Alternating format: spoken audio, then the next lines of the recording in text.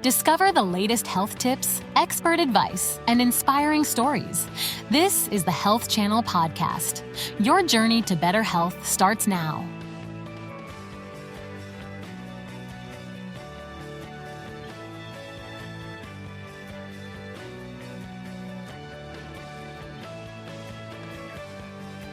You've probably heard a number of old wives' tales over the years. I mean, who hasn't?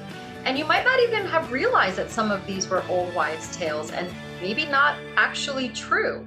Well, have you heard of the fact that the supposed fact, if you cross your eyes, they'll stay that way?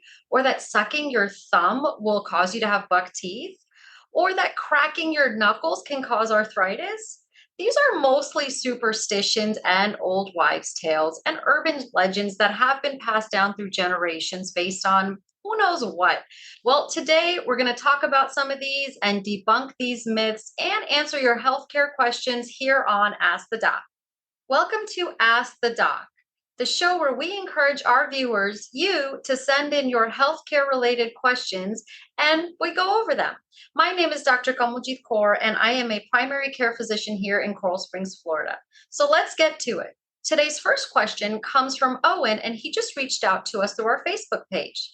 Owen asks, "Hey, Dr. K, I think I got an old wives' tale for you. I was pretty anxious as a kid growing up, and at around age 11, I started cracking my knuckles. My uncle Calvin caught me doing it one day and said if I kept it up, I'd get arthritis. I didn't know what arthritis was, but it scared me enough to stop.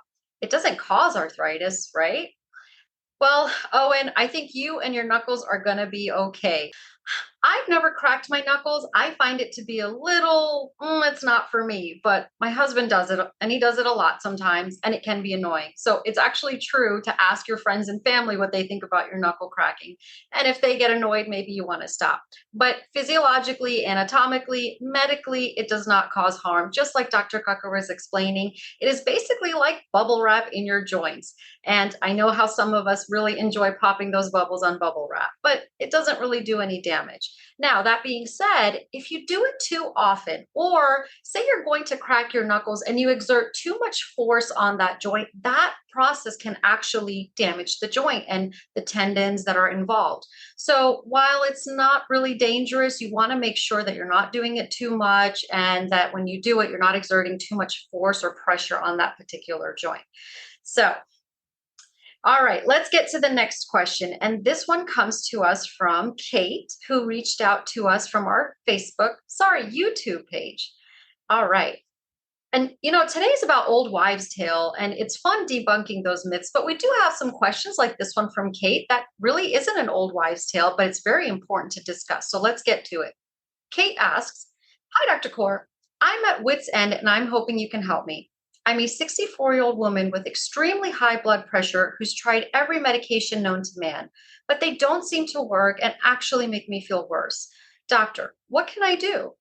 Kate, I'm so sorry to hear that you're having a difficult time controlling your blood pressure. My heart really goes out to you because having high blood pressure is a complication and it could lead to other health complications. So I really hope that you can get it controlled soon enough. Let's talk a little bit about it though. Now, a full discussion on blood pressure would take a lot more time than we have today, but there are some notable points that I do want to go over. Firstly, it is physiological normal to some extent to have an increase in your normal blood pressures as you age. There's some theories behind this, one of them being as we age, the walls of our arteries naturally start to harden a little bit. And because of that, the blood has to exert a little bit more pressure to go through those arteries. Now, the changes and increase in blood pressure that you might naturally see as one ages are not significant. They may be a few points here and there. So it's nothing really, it shouldn't translate into you're going to get high blood pressure as you age. That is not normal. Now, additionally, whenever we do diagnose somebody with high blood pressure, one of the first questions we ask is why? Why is your blood pressure high? If you went 30, 40 years, 60 years with normal blood pressure, and then all of a sudden it started to increase, the first question is always why, because we want to get to the root cause of the problem and try to treat that more than just treating the blood pressure, even though that's equally as important. Now, when we put people on blood pressure medications, there's a lot of considerations that we make: your age, your other health conditions, the potential side effects that you might have from a medication, whether or not, you want to take the medication. There's so much that goes into it. But it's very important to know that no matter what blood pressure medications we put you on, how many we put you on, there's a certain response that we expect to receive after you've been on those medications for a couple days, and certainly for a week or more. And if you're not getting that response, then we got to go back to the drawing board and see, all right, what's really going on here? Why is your blood pressure not being controlled? Is there something going on in the heart that's causing the blood pressure to be high? Is there something going on in the kidneys? Those are the two main regulators of blood pressure in your body. So with your doctor's advice, and maybe even seeing a cardiologist, you want to really start investigating and get to the why of this. And then you can start managing and having better blood pressure. Like I said, having uncontrolled blood pressure can lead to a lot of health complications. So I wouldn't want to see you experience any of those. So please do talk to your physician and get to the why so we can get you treated. Now, let's get to the next question. And this one comes to us from allhealthtv.com. And that's exciting because that's our very own website. This one is from Anita. And Anita asks, "Hi, doctor. I'm loving these old wives' tales. I got one for you. I went to school way up north where winter seemed to last forever. One day I was running late for class when my roommate said I'd catch a cold because my hair was wet. I did get the flu once, but wet hair wasn't the cause, correct?" Oh, yeah. This is one of those very old wives' tales. And, it's kind of fun going over these. I forget how many of them there are sometimes. And no, you did not catch the flu because of your wet hair. So let's begin by acknowledging that flu or influenza is caused by a virus. And though being cold can make you uncomfortable and maybe even decrease your immune system's abilities at times, it really doesn't cause the flu or any other infection to happen. There's no medical research or data that's proven that this is a direct cause, that going out in the rain and getting wet will cause you to get sick, or that having wet hair is going to cause you to get sick. Viruses and bacteria that cause infection require a lot more to invade your system and cause these illnesses. So here's another question. This one comes to us from YouTube. And in our episode of Old Wives' Tales, here's another one that's not an old wives' tale, but is very important to talk about also. And this one comes to us from Asia. Asia asks, "I'd like to know, what are the most common golf injuries?" Hi, Asia. Firstly, I hope I'm pronouncing your name correctly. With somebody who has a difficult to pronounce name, I know that it can be not fun when somebody butchers it. So I do apologize. Okay, now as far as I know, the most common golf injuries are back injuries, hip injuries, shoulder injuries, and elbow injuries. But let's get into it a little bit. I'm glad you asked this question because a lot of people think that golfing is a low intensity exercise. I can't get hurt because I'm not really doing anything, just swinging, right? Well, for those of you who play golf, I'm sure you would disagree. There's a lot that goes into it. You're standing for long periods of time, sometimes in the hot sun. So that's exertional to begin with. And then sometimes, well, the weather, if it's hot, that's going to put some pressures on your body. But also the movements in golf. Some of those movements are drastic and quick postural changes that could pose risk of injury. So when you're swinging, there's so many things that happen. Think about it. Your lower back shifts, your elbow shifts, your shoulder shifts, your neck even shifts. And if those parts of your body and the muscles and ligaments that support them aren't fully strengthened and aren't flexible, they're going to be prone to injury and strain. And there's so many things that can happen. You can get tendonitis, you can get bursitis, you can even get a slipped disc in your lower back if you're not well conditioned. So you definitely want to make sure you're stretching before and after your exercise. And then during the other days of the week when you're not golfing, you want to make sure you're engaging in other activities that are strength training, muscle building, and stability improving. So you always want to make sure you're flexible as well. So even though golf may seem like not much going on there, there's actually a lot going on there. So do take care and remain strong and flexible. All right, friends, it looks like we have another question, and it comes to us from YouTube. And this one comes to us from Sunil. Sunil wants to know, "Hi, my little sister and I used to cross our eyes and make faces at each other when we were children. which would scare our grandmother. She would always say, if you keep doing that, your eyes will stay that way. Is that true? Oh, this is a classic old wives' tale, Sunil. I remember doing this as a kid. It's just silly fun, right? That we have with each other when we're playing with our friends. And I'm not sure where this one came from or its origins, to be honest with you, but it's been around for a long time. And even though a lot of people might believe it, it's really not true. Crossing your eyes frequently is not going to cause damage. It's not going to cause them to stay that way. Just like any other muscle, the muscles around your eyes, though, they are prone to injury. So, say you're crossing your eyes and you do it for a long period of time, that causes a lot of strain on the muscles around the eyes, and then that can put them at risk for sprains. Just like you get an ankle sprain or sprain in other muscles of the body, you can actually get sprains and strains of the eye muscles that can result in vision issues, that can result in eye fatigue, even headaches. So, people who have frequent headaches and come into us complaining of them, one of the first questions we ask is, how's your vision? What are your eye muscles and movements like? So, yeah, believe it or not, that has a huge connection there. But like I said, crossing your eyes and playing around and having silly fun as a child or even as an adult doesn't really do damage to those muscles. Now, on that note, do be sure to see your eye doctor at least every 1 to 2 years because you want to do regular vision screenings. You want to make sure that your eyes are healthy inside and out and that those eye muscles are working appropriately. All right, let's get to the next question. And this one comes to us from our YouTube. Wow, our YouTube is just really popping today. This comes to us from Adele. And Adele asks, Dr. Kaur, my 21-year-old son Felix has had an inguinal hernia since birth. The doctor at the time suggested leaving it alone, which we did, but it's begun to bother my poor Felix, so he'll be going under the knife next month. I never asked at the time, but I'd like to know what causes a hernia. Hi, Adele. Thank you for the question and for sharing your story. We appreciate it. We never want to see our loved ones undergo any kind of pain or discomfort, and certainly not surgery. I hope he does well.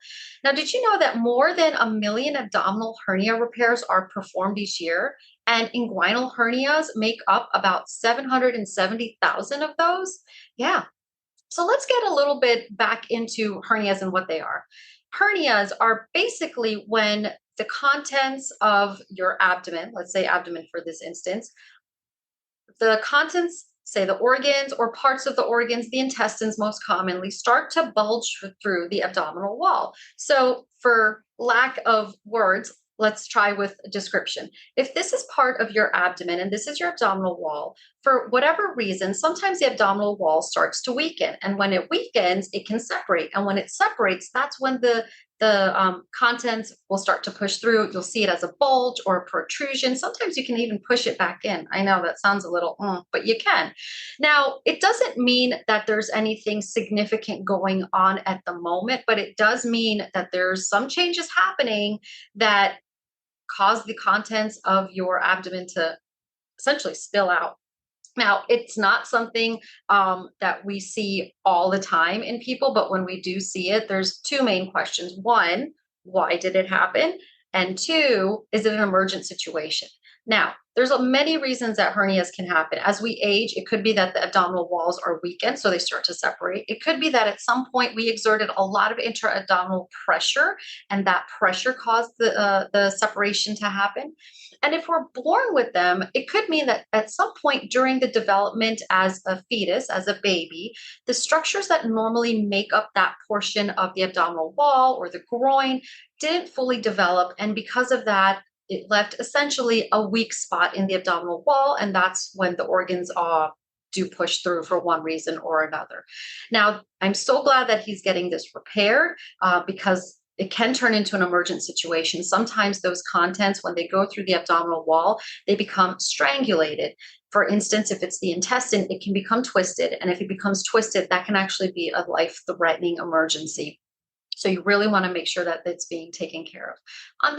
On another side of that, small hernias, we do tend to leave them alone because one of the age-old sayings in medicine is, You want to help people and you don't want to do harm. You don't want to do unnecessary procedures. You don't want to give unnecessary medications. So unless we really need to operate on somebody, we shouldn't be operating on them. So with hernias, if they're small and they're not causing any harm, we can watch them and we can wait. And if they become an issue, then we go ahead and we try to take care of them surgically. So I hope Felix does great. I wish him I wish him well in his surgery and a speedy recovery. Looks like we have another question, and this one comes to us from Instagram.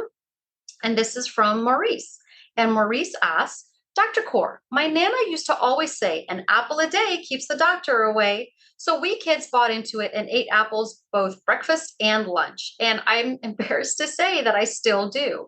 I know they don't keep the doctor away, but is it possible to eat too many apples a day? Hi, Maurice. You must have been the apple of your Nana's eyes. She did give you some good information there.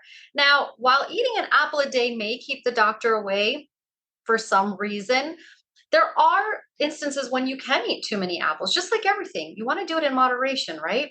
Now, I want to say that the saying came about because an apple is a very nutritious fruit, and having a nutritious diet improves your health and lessens the chances that you're going to get sick and you're going to need to see the doctor. So it's probably why they always said an apple a day keeps the doctor away. But as healthy as they may be, apples do have eating too many apples does have some unintended side effects. So apples are very high in fiber, and that's wonderful. We love fiber. Fiber is the most magical nutrient that's out there for many reasons. But if you eat too much of it, it can cause some unintended digestive side effects, bloating, increase in gas, maybe even increase in bowel movements. And even though it's not really dangerous, it can be, annoying, honestly. So having too many apples, maybe not the best way to stay healthy. Now, apples also contain a lot of sugar and a lot of carbohydrates. Now, even though these are natural sources of those carbohydrates and those sugars, which are the best sources, and your body will digest them as it should, having too much kind of overloads the body. It increases your calories. It can cause fluctuations in your blood glucose and insulin levels, and that can lead to so many other health effects. So, again, as with everything, in moderation, try to have an apple a day. Maybe not too many, though. So this next question comes to us from YouTube, and it comes from Petra. Petra asks, Dr. Kaur, I learned to speak English back in Russia by watching American television when I was growing up. We used to sit really close to the TV because the volume was too low. This wasn't a problem until we moved to the States, and a neighbor told my parents that sitting too close to the TV would damage our eyes. Old wives' tale, no? Petra, thank you for writing in and thank you for sending in this question. Firstly, I love that you learned a second language. I think it's wonderful to learn multiple languages just because it increases our own knowledge and it's just cool, right? So just like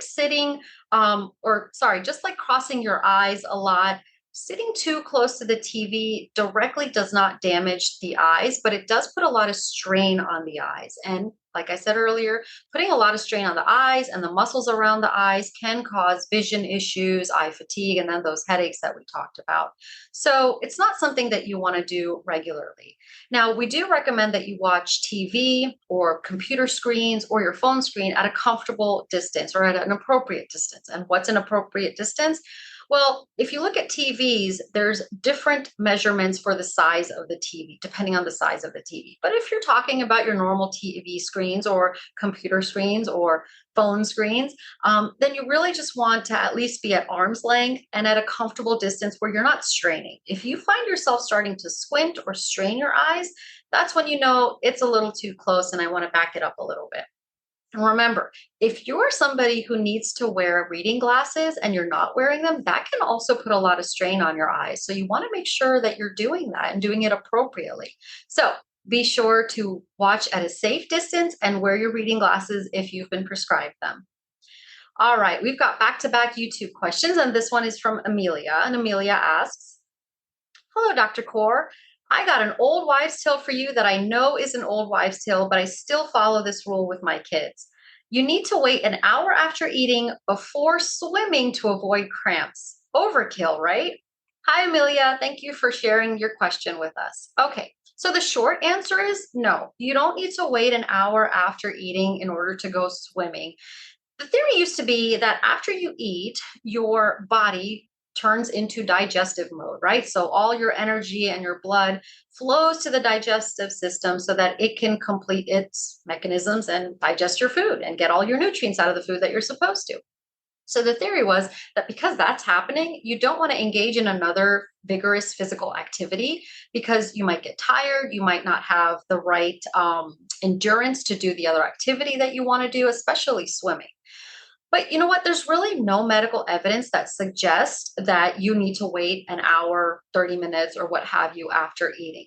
If you're eating a well balanced, normal meal, it's okay to go swimming if you're comfortable doing so. Now, if you're at a holiday party or if you're at a beach party and you've had about 10 hot dogs and some potato chips and sodas and ice cream, and you want to jump in the water right afterwards, it might make you uncomfortable, so I would say avoid it, but it's not going to directly harm you in any way.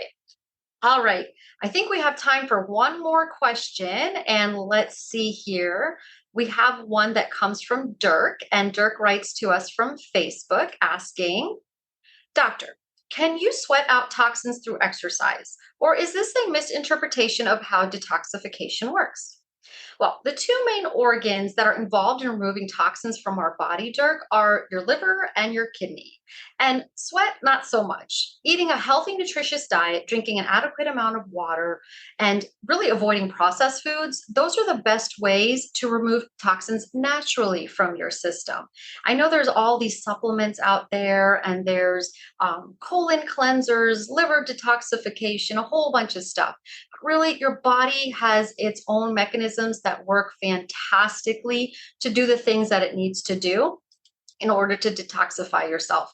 Now, remember, the basis of this is you have to not put in junk in your body so your body can work appropriately, right? So you want to make sure, again, a whole nutritious diet, whole foods, avoiding processed foods, and getting enough water, because that's very, very important to help the kidneys flush out those toxins.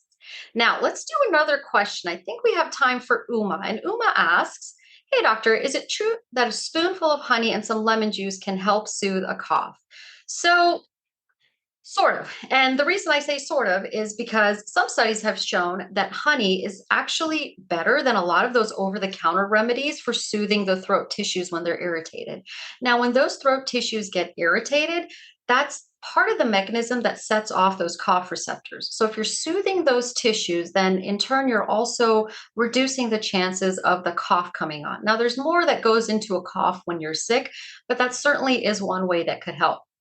Now, on the same token, you have to be careful because it's honey, right? It has a lot of sugar. So you want to be sure that you're not doing too much of it, just like with the apples and really with anything else. So a spoonful, maybe once or twice a day when you're not feeling so well is great. Now, if you're diabetic, you want to ask your doctor about this one because you might have some different recommendations for how you should treat it. Also, if you have other health conditions and you have a cold and you're having a cough, you want to always talk to your doctor before taking those over-the-counter medications because some of them can actually worsen those conditions. So always be careful of that, okay? But yes, honey is very, very helpful. And I personally prefer it because I'd rather do that than doing chemicals in my body, right? So natural foods are always the best. Well, folks, that's all the time we have for today. I hope you had fun, just like I did, debunking these myths. And we'll see you next time here on Ask the Doc.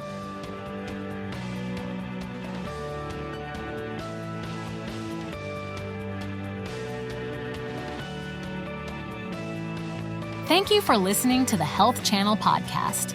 We hope this information has been useful. However, please remember that only your doctor can advise you about what is best for you. Do not start, modify, or suspend treatment based on anything you have heard on this podcast. Please join us again soon.